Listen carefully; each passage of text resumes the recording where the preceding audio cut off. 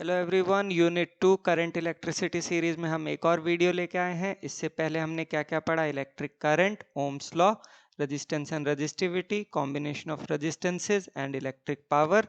इस वीडियो में हम क्या पढ़ेंगे? इसमें हम पढ़ेंगे electromotive force, internal resistance of a cell and terminal potential difference. चलिए, क्या आपको पहले से पता होना चाहिए? Current, rate of flow of electric charge I is equal to Q by T. Electric potential, it is the amount of work done in moving a unit positive charge from infinity to a given point. Formula होता है V equal to W by Q. Ohm's law, which says under similar physical condition the amount of current flowing through a conductor is directly proportional to the potential difference across the ends of the conductor. V equal to IR. Resistance, the ratio of potential difference across the ends of the conductor to the current flowing through it. R is equal to V upon I या ml over a n square tau. Electromotive force and internal resistance of a cell. सबसे पहली चीज आती है electromotive force या EMF of a cell. It is the maximum potential difference between the two electrodes of a cell when no current is drawn from the cell. अब यहाँ आप देख सकते हो, ये मेरे दो इलेक्ट्रोड्स, ये इलेक्ट्रोलाइट यानी कि पूरा का पूरा एक सेल है और इस सेल से कोई भी करंट नहीं ड्रॉ किया जा रहा है, तो इसके इलेक्ट्रोड्स के बीच में जो मैक्सिमम पोटेंशियल डिफरेंस है उसे मैं कहता हूँ EMF ऑफ दिस सेल. ये जो EMF है एक्चुअल में एक पोटेंशियल डिफरेंस होता है, फोर्स नहीं होता है. लेकिन ये जो नाम EMF है ये हिस्टोरिकल रीजंस के कारण यूज किया जाता है और ये उस टाइम पे दिया गया था जब इस फिनोमिना को प्रॉपरली अंडरस्टूड नहीं किया गया था. कई जगह पे कई क्वेश्चंस में क्या होता है, EMF को कैपिटल E से भी रिप्रेजेंट किया जा सकता है instead of this E. Next thing आती है internal resistance. The resistance offered by electrodes and electrolyte when current flows through the cell is called as internal resistance. This is represented by small r. Factors affecting internal resistance. सबसे पहला distance between electrodes, nature, concentration and temperature of electrolyte, nature of electrodes and area of electrodes. अब आप देखो, हमने क्या किया कि इस सेल के इन दोनों इलेक्ट्रोड्स के साथ कनेक्ट कर दिया एक एक्सटर्नल रेजिस्टेंस को. तो अब यहाँ से करंट ड्रॉ किया जा रहा है. इसका मतलब अब इसका जो पोटेंशियल डिफरेंस है वो मैक्सिमम नहीं होगा, यानी कि वो ईएमएफ नहीं कहलाएगा. Terminal potential difference of a cell. Terminal potential difference, जिसे हम V से रिप्रेजेंट करते हैं, it is the potential difference between the two electrodes of a cell in a close circuit. तो इस क्लोज सर्किट के अंदर जो पोटेंशियल डिफरेंस है इन दोनों इलेक्ट्रोड्स के बीच में उसे हम कहते हैं terminal potential difference, represented by capital V. ठीक है. When the electric cell is in a closed circuit, the current flows through the circuit.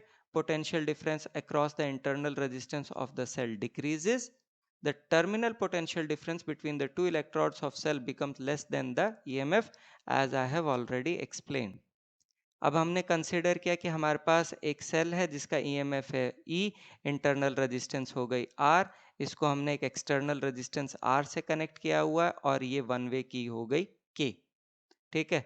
अब हमने क्या किया कि एक हाई रेजिस्टेंस वोल्ट मीटर को कनेक्ट किया across the two terminals of the cell. सबसे पहला केस जिसमें क्या है, के को क्लोज नहीं किया हुआ है तो सर्किट आपका ओपन हो गया. इस सिनेरियो में कोई करंट ड्रॉ नहीं किया जाएगा, यानी कि आपका वोल्ट मीटर की रीडिंग ई के बराबर होगी, यानी कि ईएमएफ के बराबर होगी. ठीक है. केस 2, इसमें आप देखो हमने के को क्लोज कर दिया तो अब सर्किट हो गया क्लोज्ड. तो इसके कारण करंट फ्लो करेगा सर्किट में. टोटल रेजिस्टेंस होगी capital R plus small r. Current आपका निकलेगा I is equal to E upon R plus R. Potential difference across internal resistance R will be equal to I into small r. So we can write V is equals to E minus of IR. A very very very important formula for you. This is called as formula number 1, V equal to E minus IR. आगे continue करेंगे हम इसी. चलिए, terminal potential difference of a cell को ही continue करते हैं. अभी हमने डिराइव किया V equal to E minus I R. Now, terminal potential difference of a cell is equal to the potential difference across the external resistance R of the circuit. So we can write V equal to IR या I equal to V upon capital R. इस I की value को equation 1 में अगर put करता हूँ तो मेरे पास आता V equal to E minus V upon capital R into small r. इससे मुझे स्मॉल r का फॉर्मूला मिलता है, small r is equal to E minus V upon V into capital R. This is the formula for internal resistance of a cell. The difference of EMF and terminal potential difference, that is E minus V, which is equal to I into small r, is called as lost voltage as it is not indicated by voltmeter. The maximum current that can be drawn from a cell at R equal to 0 is E upon R. However, in most cells, the maximum allowed current is much lower than this to prevent permanent damage to the cell. लिए कुछ important questions कर लेते हैं। ये आपके NCERT plus board questions हैं EMF, terminal potential difference और internal resistance of a cell के ऊपर। पहला question, the storage battery of a car has an EMF of 12 volt if the internal resistance of the battery is 0.4 ohm, what is the maximum current that can be drawn from the battery. Maximum current कब होता है? जब capital R zero होता है। तो हमारे पास ई है, small R है और कैपिटल आर हमने जीरो लिया क्योंकि हमें मैक्सिमम करंट निकालना है। तो मैक्सिमम करंट के लिए आपका होगा I equal to E upon R plus r या ई अपॉन स्मॉल आर भी लिख सकते हो क्योंकि कैपिटल आर तो जीरो है। ठीक है, इसमें वैल्यूज रखी तो करंट हमारा निकलता 30 Ampere's. Next question, a battery of EMF 10 volt and internal resistance 3 ohm is connected to a resistor. If the current in the circuit is 0.5 ampere, what is the resistance of the resistor? What is the terminal voltage of the battery when the circuit is closed? तो हमारे पास क्या क्या given है? हमारे पास E है, small r है और करंट है ना। करंट का फॉर्मूला होता है I equal to E upon R plus r. इसमें हमने वैल्यूज रखी तो हमारा कैपिटल R निकलता है 17 ओम। टर्मिनल पोटेंशियल डिफरेंस या terminal voltage of the battery V equal to I R. इसमें हमने I और R की वैल्यू रखी तो ये टर्मिनल वोल्टेज ऑफ बैटरी निकलता है 8.5 volt. Next question, three resistors 1 ohm, 2 ohm and 3 ohm are combined in series. What is the total resistance of combination? If the combination is connected to a battery of EMF 12 volt and negligible internal resistance, obtain the potential drop across each resistor. तो हमारे पास R1, R2 और R3 given है और ये connected है series में, तो total resistance होगी sum of these three, that is 1 + 2 + 3, that is 6 ohm. Now सबसे पहले करंट निकाल लेते हैं। I equal to E upon R, इसमें वैल्यूज रखी तो ये निकलता है 2 एम्पेयर के और बराबर। और याद रखना सीरीज कनेक्शन में करंट सेम रहता है। Now potential drop across R1 होगा V1 equal to I R1, इसमें वैल्यूज रखी तो ये निकलता है 2 volt.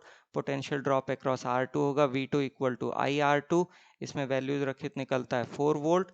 Potential drop across R3 निकलेगा V3 is equal to I R3 and that will be equal to 6 volt.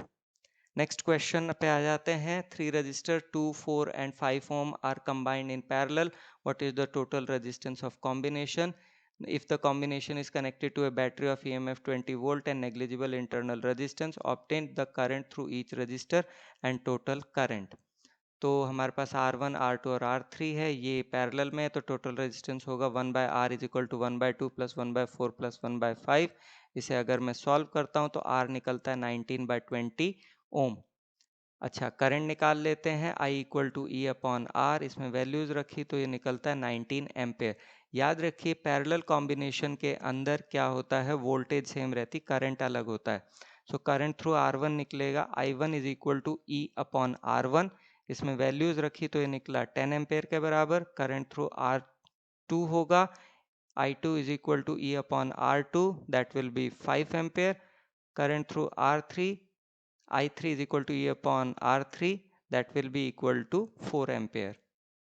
Next question, a storage battery of EMF 8 volt and internal resistance 0.5 ohm is being charged by a 120 volt DC supply using a series resistor of 15.5 ohm. What is the terminal voltage of the battery during charging?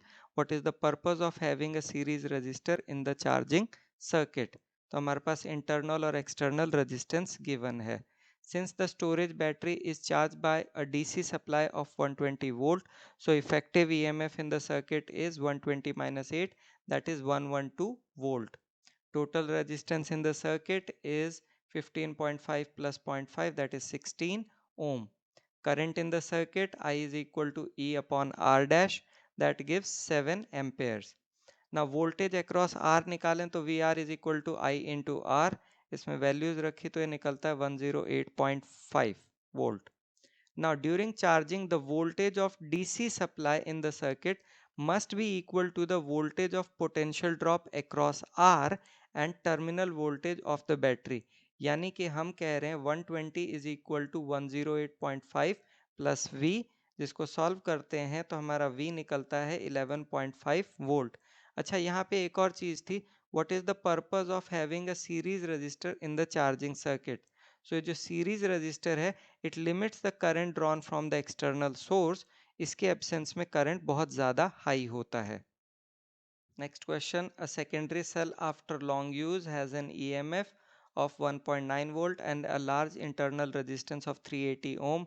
What maximum current can be drawn from the cell? Could the cell drive the starting motor of a car? तो हमारे पास है long use के बाद EMF E 1.9 और internal resistance 380 ohm. Maximum current अगर निकालें I equal to E upon R, जो निकलता है 0.005 एम्पेयर. अभी करंट बहुत ही कम है और हमें बहुत ज़्यादा करंट चाहिए मोटर को स्टार्ट करने के लिए, तो it is not possible to use the cell to start a motor of a car. Next question, a cell of internal resistance small r connected across an external resistance capital R can supply maximum current when capital R equal to small r, capital R is greater than small r, capital R is equal to small r by 2, या capital R equal to 0. and the answer is capital R equal to 0, क्योंकि उस scenario में आपका maximum current होता है E by R. Next question, a cell of EMF E and internal resistance small r is connected across a variable external resistance capital R. The graph of terminal potential difference V as a function of capital R is, इन चारों में से कौन सा graph? और इसका answer है B वाला graph होगा. बहुत इंपॉर्टेंट ग्राफ है आपके लिए. Next question, a battery of EMF 12 volt and internal resistance 4 ohm is connected to an external resistance capital R. If the current in the resistance is 0.5 ampere, calculate the value of capital R and the terminal voltage of the battery. तो हमारे पास E given है, small r given है और I given है. हमें पता है I equal to E upon R plus R. इसमें वैल्यूज रखी तो हमारे पास कैपिटल R की वैल्यू आ जाती है 20 ओम.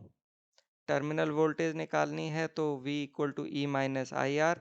इसमें हमने E, I और R की वैल्यू रखी तो V निकलता है 10 वोल्ट.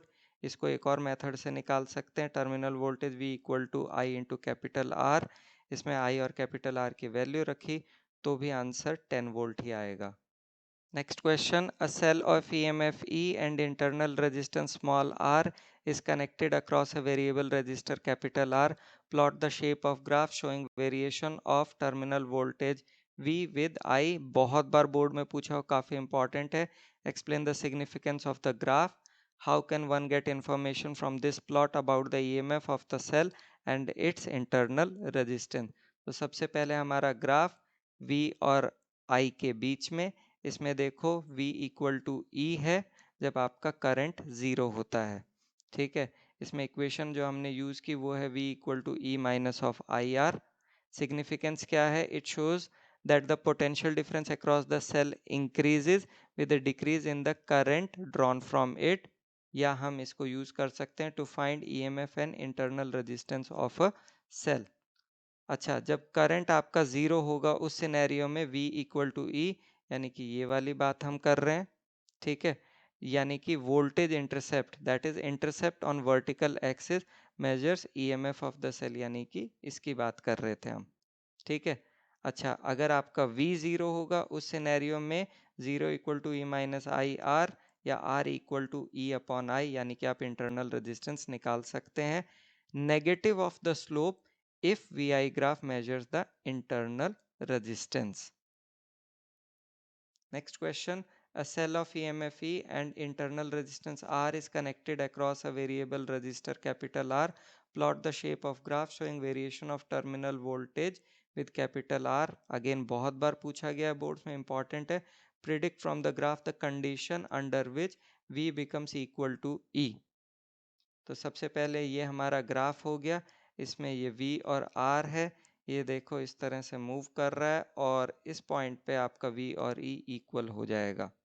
ठीक है, इक्वेशन हमने यूज की V equal to I R या E R upon small R plus capital R. ये बहुत इंपॉर्टेंट ग्राफ है आपके लिए. अच्छा, अब हमें ग्राफ से वो कंडीशन प्रिडिक्ट करनी है जब V इक्वल टू ई हो जाएगा. तो V इक्वल टू होता है आपका आई आर या E R upon capital R plus small r, या इसे लिख सकते हैं E upon 1 plus small r upon capital R. ठीक है, तो ये देखो जब स्मॉल आर आपका यहाँ है तो इस केस में आपका V की वैल्यू हो गई E/2. ठीक है, और यहाँ पे आपका वैल्यू ये इन्फिनिटी पे जाके E के बराबर हो जाएगी. ठीक है, व्हेन R इक्वल टू 0, उस सिनेरियो में आपका V इक्वल टू 0 हो जाएगा. ठीक है, when capital R is equal to small r, तो R अपॉन R ये हो जाएगा E/2. यही मैं आपको अभी बता रहा था, जब स्मॉल r और कैपिटल R बराबर होंगे तो V इक्वल टू E/2, और जब आपका कैपिटल R इन्फिनिटी होगा तो V equal to E. Next question, why is the terminal voltage of a cell generally less than EMF of a cell? तो इसका आंसर है due to potential drop across internal resistance of the cell, या in closed circuit a current is drawn from the source, so V equal to E minus IR. अब हर cell के पास सम finite resistance होगी, उसके कारण V की value E से कम ही आएगी क्योंकि V equal to E minus IR है. Next question, draw a graph showing variation of current versus voltage in an electrolyte when an external resistance is also connected. तो इसमें आप ये या ये दोनों में से कोई ग्राफ बना सकते हैं. दोनों IV ग्राफ हैं, एक लीनियर है और दूसरा जिगजैग बनाया हुआ है. ठीक है, इसके बजाय आप कोई भी नॉन लीनियर अदर ग्राफ भी बनाएंगे तो भी आपको नंबर मिल जाएंगे. Next, derive a relation between the internal resistance EMF and terminal potential difference of a cell from which current I is drawn. तो इसमें आपको V equal to E minus IR derive करना है. Next question, a voltmeter of resistance 998 ohm is connected across a cell of EMF 2 volt and internal resistance 2 ohm. Find the potential difference across the voltmeter and also across the terminals of the cell. Estimate the percentage error in the reading of voltmeter. तो हमारे पास क्या क्या given है, capital are, ई और small are given है. ना we know V equal to I R, इसको हम लिख सकते हैं E R upon capital R plus small r. इसमें हमने वैल्यूज रखी तो हमारा V निकलता है 1.996 वोल्ट, जो कि हमारा पोटेंशियल डिफरेंस हो गया. ठीक है, परसेंटेज एरर आपका होगा delta V which is E minus V upon E. इसमें वैल्यूज रखी तो परसेंटेज एरर जो है वो आपका 20% निकलता है. Next question, the current is drawn from a cell of EMFE and internal resistance small r connected to the network of resistor, each of resistance small r as shown in the figure. Obtain the expression for the current drawn from the cell and the power consumed in the network. पहली बात तो इस circuit diagram को देख के डरना नहीं है, बड़ा ही आसान है. पहले हम अपना बना लेते हैं इसे. ठीक है, और इसको सिंप्लीफाई करते हैं. अब ज़रा ध्यान दो, ये A2C ये A2C यानी कि ये दोनों हो गई पैरेलल में, ये B2C ये B2C ये हो गई दोनों पैरेलल में. अब आ जाते हैं ऊपर वाला, ये आ गया, ये आ गया नीचे वाला, और सारे के सारे R के बराबर है. ना इक्विवेलेंट रेजिस्टेंस ऑफ लूप क्या निकलेगी, 1/R is equals to 1/R plus 1 upon R/2 plus R/2 plus 1/R. ये क्यों हुआ, क्योंकि ये दोनों है पैरेलल में. पैरेलल में इसका आंसर आएगा R/2, इसका भी आएगा R/2, और ये वाला और ये फाइनल जो है ये किस में, सीरीज में, इसीलिए R/2 प्लस R/2 किया हुआ है. इसको अगर मैं सॉल्व करूं तो R निकलता है स्मॉल r/3. मुझे निकालना है current drawn from the cell, I equal to E upon R plus R. इसमें कैपिटल R की वैल्यू रखी और सॉल्व किया तो हमारे पास आता है I is equal to 3E upon 4R. Now power consumed P equal to I square R dash, इसमें हमने आर डैश की वैल्यू पुट की, आर डैश कुछ नहीं है, capital R plus small R है, that is R by 3 plus R, that is 4r by 3। इसमें हमने वैल्यूज पुट की तो हमारे पास P की वैल्यू आती है 3e square upon 4r। Next question, in the figure shown an ammeter A and a resistor of 4 ohm are connected to the terminals of the source. The EMF of the source is 12 volt having an internal resistance of 2 ohm. Calculate the voltmeter and ammeter readings. या और में यही question थोड़ा different language में पूछा हुआ है. A battery of EMF 12 volt and internal resistance 2 ohm is connected to a 4 ohm resistor as shown in the figure. Show that a voltmeter when placed across the cell and across the resistor in turn gives the same reading. To record the voltage and the current in the circuit, why is voltmeter placed in parallel and ammeter in series in the circuit? तो हमारे पास capital R है, E है और small r given है. Ammeter reading निकालनी है, I equal to E upon R plus small r. इसमें वैल्यूज रखी तो ये निकला 2 एम्पेयर के बराबर. Voltmeter reading, terminal potential difference across the cell V equal to E minus I R, values रखी तो ये निकलता है 8 वोल्ट के बराबर. Potential difference across 4 ohm register V equal to I R, so इसमें I की वैल्यू रखी 2, R की वैल्यू रखी 4, ये निकला 8 volt. So the volt meter reading gives the same reading in the two cases. ये वाला भी प्रूव हो गया, वोल्ट मीटर की रीडिंग भी निकल गई, एमीटर रीडिंग भी निकल गई.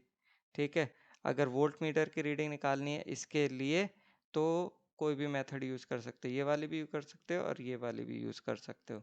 अच्छा, सवाल ये था वोल्ट मीटर को पैरेलल में क्यों करते हैं और एमीटर को सीरीज में क्यों करते हैं?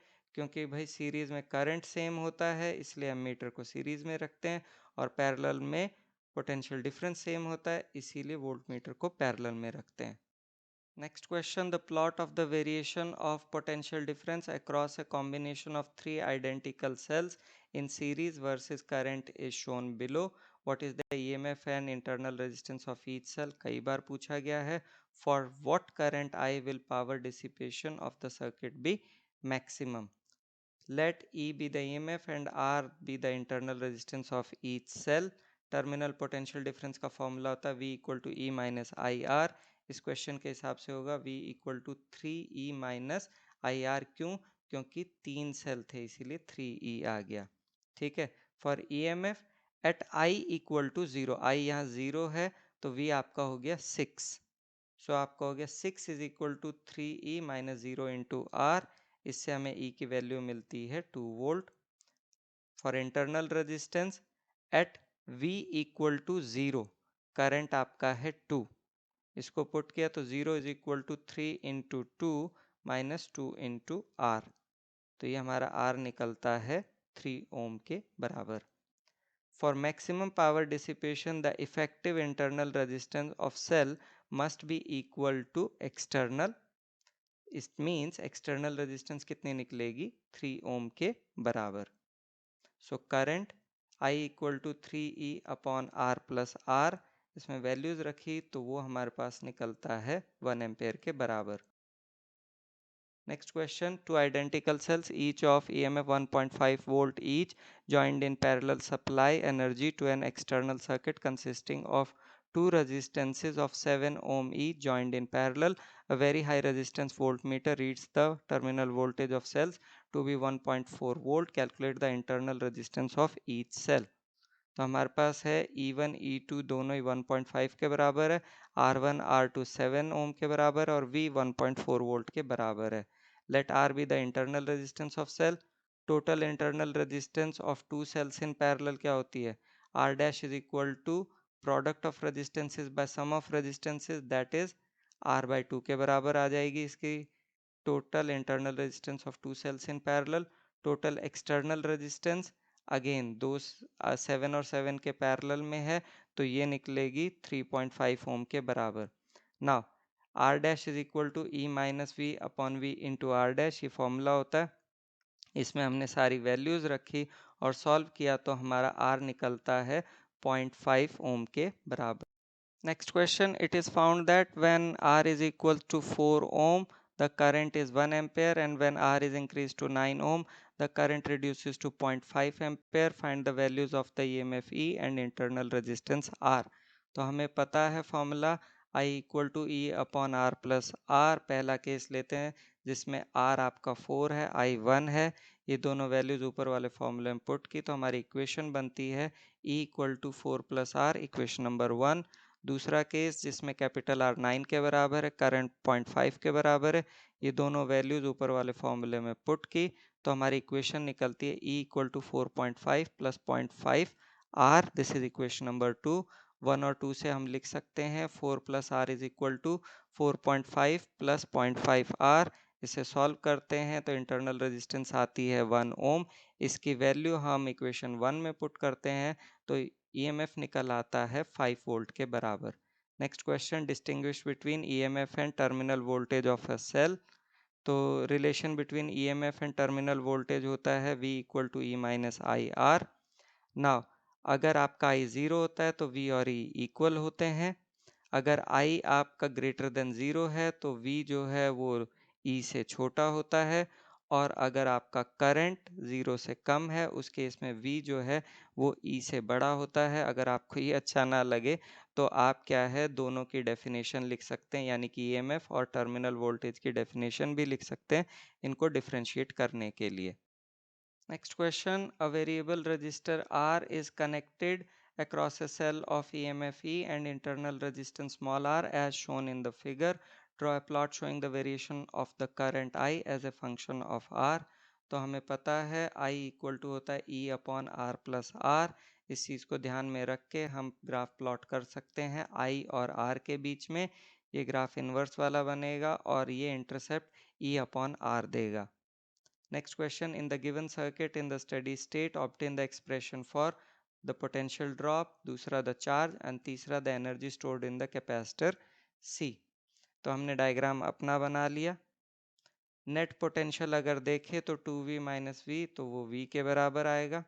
Net resistance 2R plus R यानी कि 3R के बराबर आ जाएगी. करंट जो है I equal to V upon 3R के बराबर होगा. पोटेंशियल अक्रॉस BE निकालें तो वो होगा 2V माइनस आई इंटू 2R के बराबर. ठीक है, इसमें हमने I की वैल्यू रखी और सॉल्व किया तो हमारा पोटेंशियल अक्रॉस BE निकलता है 4V बाय 3.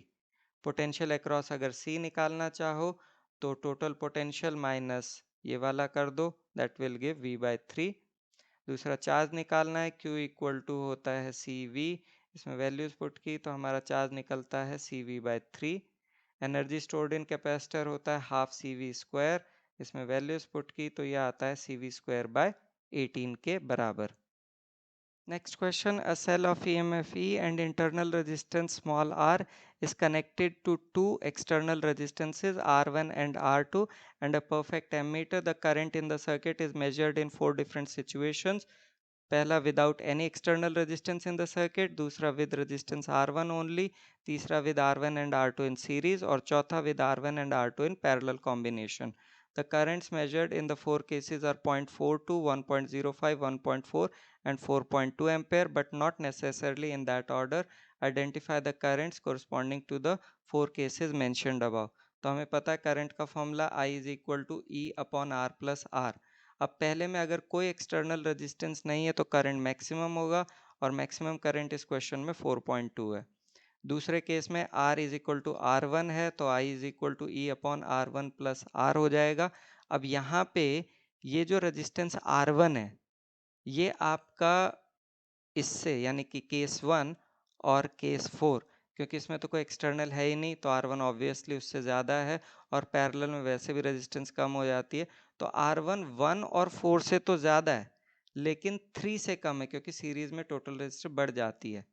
इसका मतलब क्या हुआ कि करंट आपका 1.05 आएगा. तीसरा केस, दोनों रेजिस्टेंस सीरीज में है तो रेजिस्टेंस टोटल में बढ़ जाएगी तो करंट आपका कम हो जाएगा, सबसे कम आएगा यानी कि 0.42. चौथा case, effective resistance in parallel जो है वो होगी R is equal to R1 R2 upon R1 plus R2. ये जो रेजिस्टेंस आएगी ये आपका 1 से तो ज़्यादा होगी लेकिन 2 और 3 से कम निकलेगी तो करंट यहाँ आएगा 1.4 एम्पियर के बराबर। Next question.